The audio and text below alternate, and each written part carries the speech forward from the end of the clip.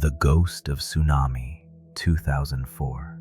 The Body That Never Came Home.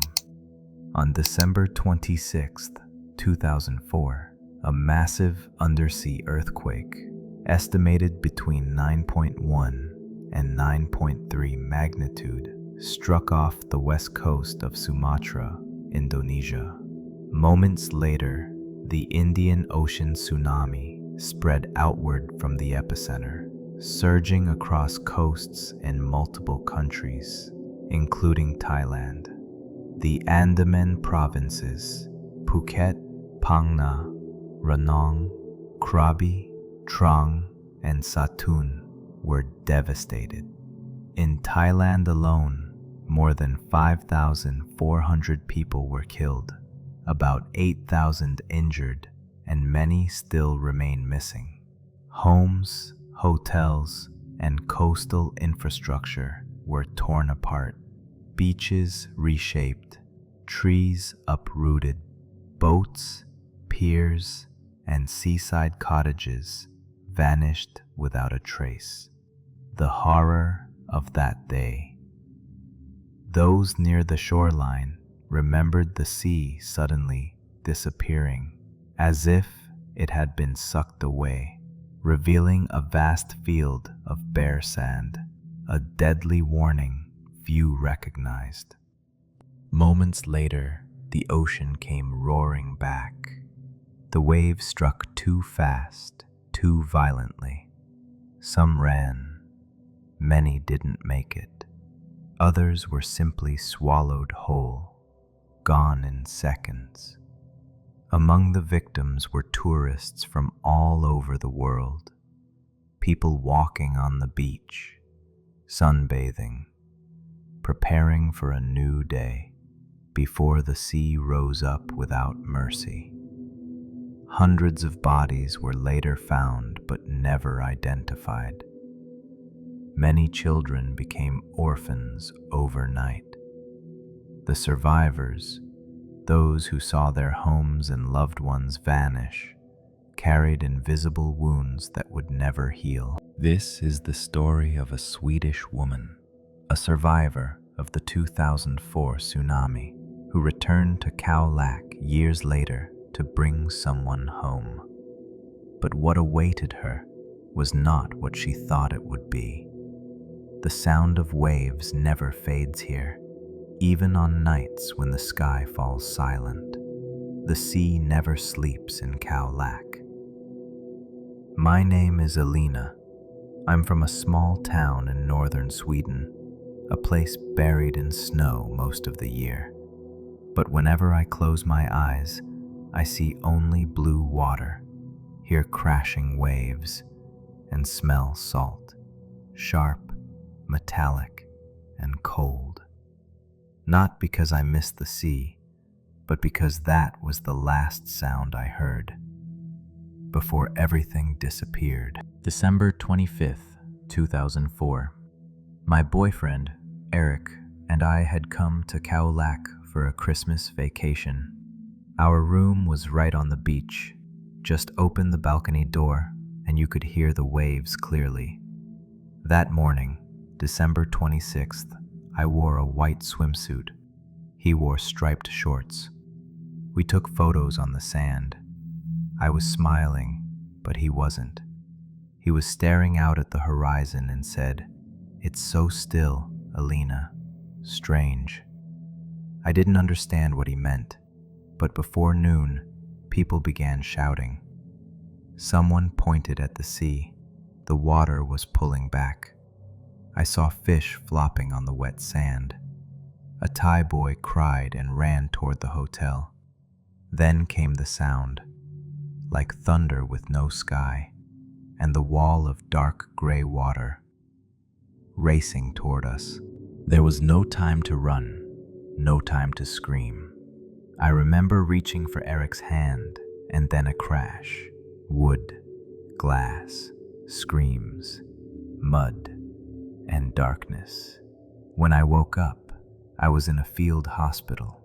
My body was torn and bruised, but I was alive. Or so they said. "Where's Erik?" was the first thing I asked. No one knew. He was gone, swept away with everything else. I was airlifted home to Sweden, alone, broken, leaving him behind beneath the ruins of paradise. 21 years later, the smell of salt and blood still lingers in my dreams.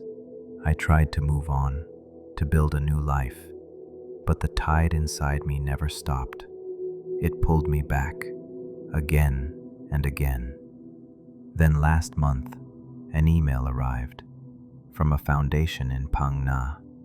They had found a skeleton of an unidentified foreign male at the site of the old resort. On its hand was a silver ring engraved with E and E. I knew instantly it was time to go back. Part 2, The Return.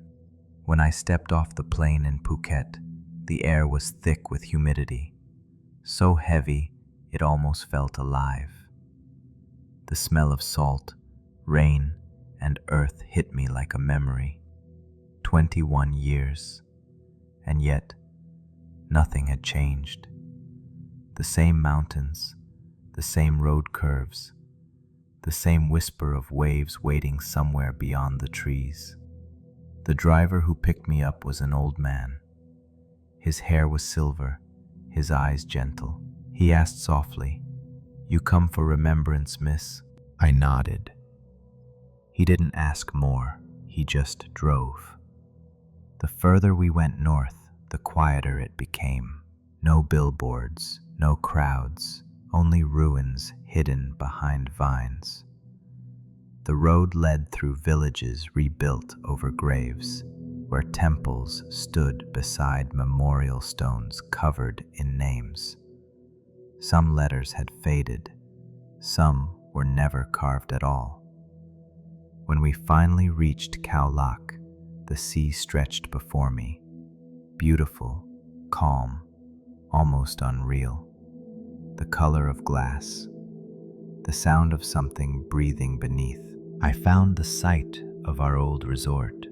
Nothing left now but cracked concrete and fragments of tiles half buried in sand.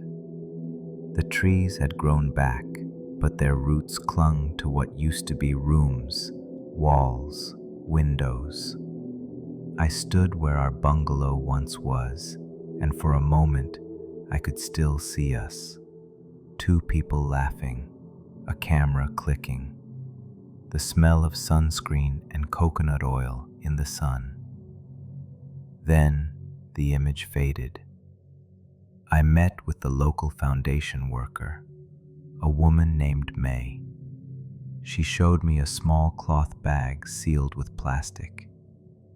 Inside was the silver ring. It was found a few meters beneath the old hotel, she said, along with a watch and a fragment of bone. I didn't say anything, just held the ring between my fingers. It was bent, but the engraving was still there. E and E. "Would you like to see where we found it?" she asked. I nodded.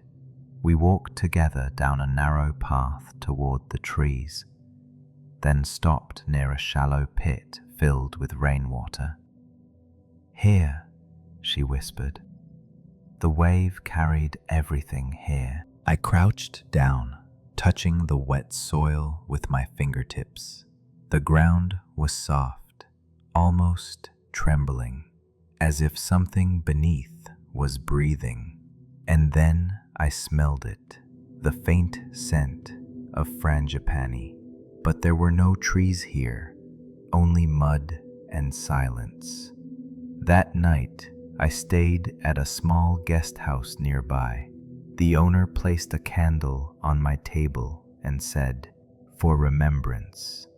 Don't let it go out before midnight." I lit it. The flame flickered weakly, its light shaking against the walls. Outside, the sea was calm, too calm. Around 2 a.m., I heard footsteps outside my door. Soft, slow, barefoot. They stopped right outside. "May?" I called. No answer. Then came the sound of dripping water, as if someone was standing there, soaked to the bone. I froze, and then I heard it. A whisper, almost a breath. "Elina." My heart stopped. I opened the door, but there was no one. Only wet footprints leading toward the beach, and at the end of them, a small silver ring glinting in the sand.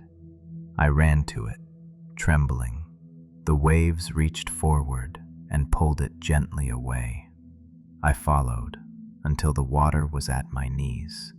The moonlight reflected off the surface, and beneath it, for just a second, I saw him, Erik, his face pale, his eyes open.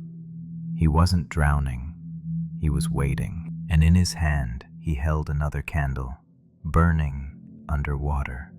The truth revealed. The next morning, May found me sitting on the sand, soaked, shivering, staring at the sea. The candle beside me was half burned. She said I had fainted, that she heard me calling someone's name in my sleep. But I knew I hadn't dreamed, because when I looked at the sand beside me, there were two sets of footprints. Both led from the water. Both stopped right where I had woken up. That afternoon, I went back to the Foundation Center. I asked about Erik's remains. They told me something strange. The DNA didn't match any missing person on record. No one claimed the body. It will remain anonymous in the Temple for the Lost. Anonymous. The word echoed in my head like the sound of the waves. And then I remembered something. At the hospital years ago, they told me I had no passport, no ID, only a ring engraved E and E found on my finger. The truth hit like a second wave, not sudden, but heavy. It wasn't Erik they found, it was me. I never left Thailand. I never went home. I never survived. The woman who returned 21 years later wasn't living. She was what the sea had kept, what the tide had returned. The sea gives and the sea takes. But some things it only borrows. Love, memory, names that time can't erase. If you ever walk along Khao Lak at night and hear someone whisper your name, don't be afraid. It's not the dead calling the living. It's the living finally answering back.